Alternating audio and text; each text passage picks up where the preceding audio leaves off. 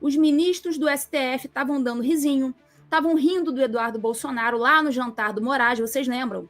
Chamando o Eduardo de bananinha, dizendo que ele não era de nada, estavam lá fazendo pouco caso do Paulo Figueiredo, enfim. A soberba não permitiu que eles enxergassem a realidade tal como ela era. E como a realidade era muito feia para eles preferiram fingir, mentir para si mesmos que não tinha nada acontecendo, enquanto a gente falava abertamente com todas as letras que sim, tinha algo já acontecendo.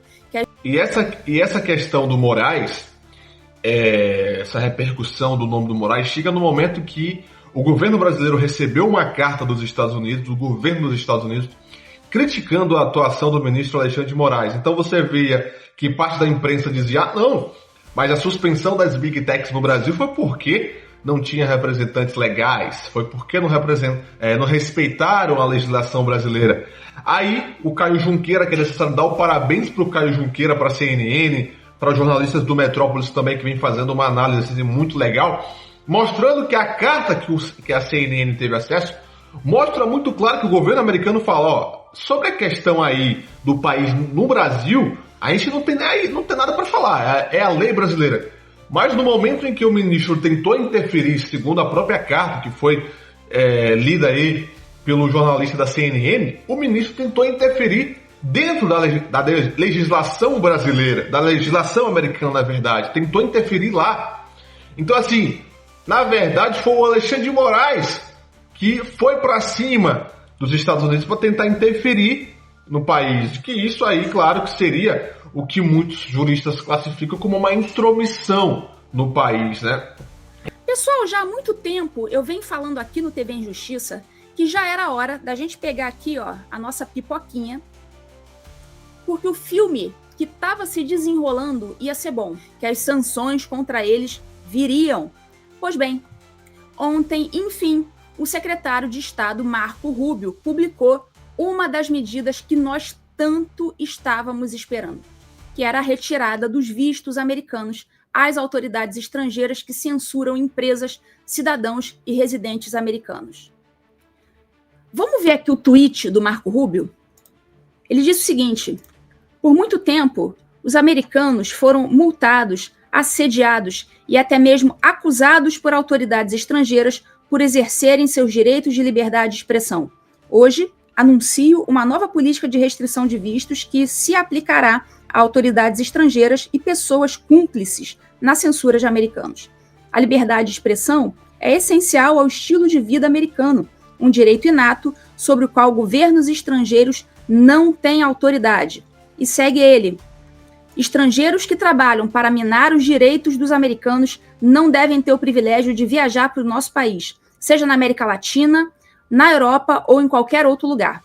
Os dias de tratamento passivo para aqueles que trabalham para minar os direitos dos americanos acabaram. Acho que ele foi claro, né? Vocês conseguem imaginar o barata voa que está naquele cabaré de Brasília?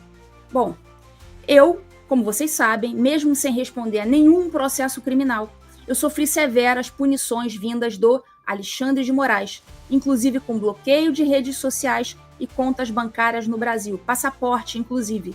Bloqueios esses que permanecem até hoje, mesmo sem processo criminal nenhum. Tudo bem, segui o meu rumo. Estou aqui nos Estados Unidos, onde eu recomecei minha vida, sempre com muita sede de justiça, desejando ardentemente que a justiça encontre esses malfeitores e dê a eles exatamente o que eles merecem. Pois bem, eu já perdi tudo que eu podia perder, refiz a minha vida e agora é o meu momento de confortavelmente aqui do meu estúdio nos Estados Unidos, numa boa, poder colocar a minha orelhinha do Mickey, porque eu posso colocar a minha orelhinha do Mickey, posso pegar a minha pipoquinha e acompanhar gostosamente essa galera sofrendo o banquete de consequências. Nós temos a lista de autoridades brasileiras cujas violações aos direitos humanos já foram documentadas e entregues ao Departamento de Estado dos Estados Unidos, conforme o Paulo Figueiredo divulgou. Vamos ver aqui a lista? A lista é essa aqui. Alexandre de Moraes, claro, o primeirão da lista. Barroso, Gilmar, Fachin, Carmen Lúcia, Toffoli, Zanin, Dino, Paulo Gonê, tanto que a gente avisou o Paulo Gonê, gente. O quanto que a gente avisou sobre a barca furada na qual ele estava entrando. Bom, por falta de aviso não foi, né? Andrei Rodrigues, da PF, Fábio Schor, delegado da PF, Ricardo Lewandowski e Rodrigo Pacheco. Claro. A partir do apoio precioso dele, não tocando processo de impeachment nenhum, as coisas chegaram ao ponto que chegaram. Então, Rodrigo Pacheco também foi mais do que avisado. Essa é só uma primeira lista, certo? É só uma primeira lista. Essa lista vai aumentar. Então, juízes auxiliares, delegados da PF, todo colaboracionista da ditadura do STF vai poder vir a ser alvo das sanções dos Estados Unidos. E conforme informação também foi divulgada pelo Paulo Figueiredo, a lista dos sancionados com a perda de vistos não vai ser divulgada. O STF já começa a se afrouxar, a peidar com a Lei Magnitsky, com a possível sanção do governo americano.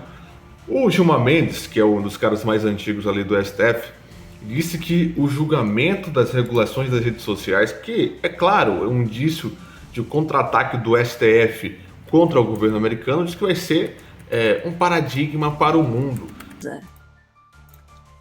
Olha, acabo de perguntar se será divulgada a lista dos brasileiros afetados pela decisão do Departamento de Estado. A resposta que recebi foi a seguinte, abre aspas, nada relacionado a vistos será público.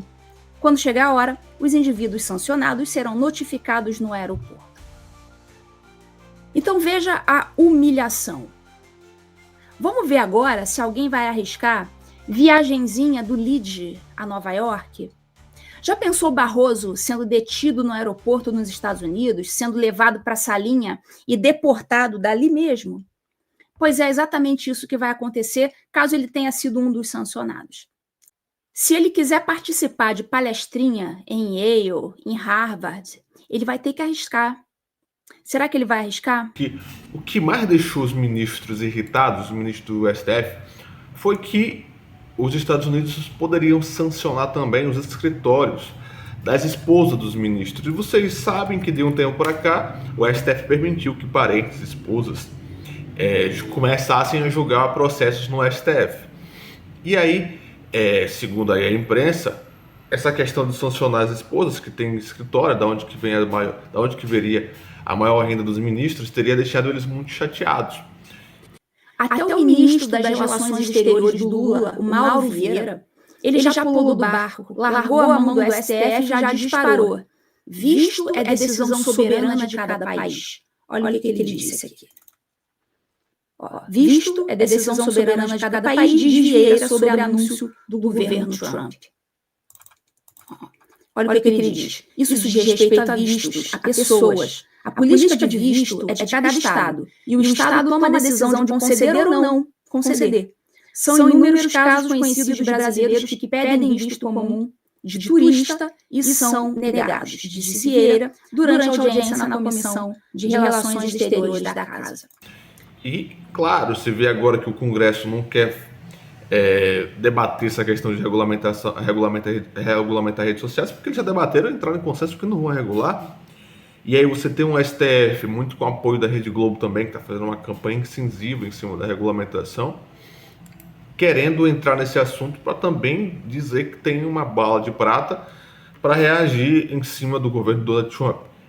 Segundo aqui a coluna do Paulo Capelli, o governo Donald Trump não gostou nada do Barroso dizer que o STF vai pautar isso, porque isso deveria ser pauta do Congresso, e as pessoas e o governo americano começa a entender isso como uma reação ao que o governo americano já esboçou, que vai para cima do judiciário brasileiro. E aqui não entra nem em conta, segundo o Paulo Capelli, as recentes críticas do Lula, que o Lula fez ao Trump e ao governo americano. Parece que o Lula critica muito, só que o governo americano não liga muito para o que o Lula fala, assim, ignora completamente. Mas estou muito mais preocupado com essa questão da Big Tech, das Big Techs, como é que isso vai coisar, e isso pode até aumentar a pressão sobre o STF, inclusive a velocidade das sanções que poderiam ser aplicadas contra os ministros podem ser muito mais rápidas. Então, assim, o que eu vejo hoje é que antes você via vários ministros rindo, vários ministros tomando gosto, dizendo, quem vai perder o passaporte primeiro? Hoje vejo os ministros levando isso muito mais a sério.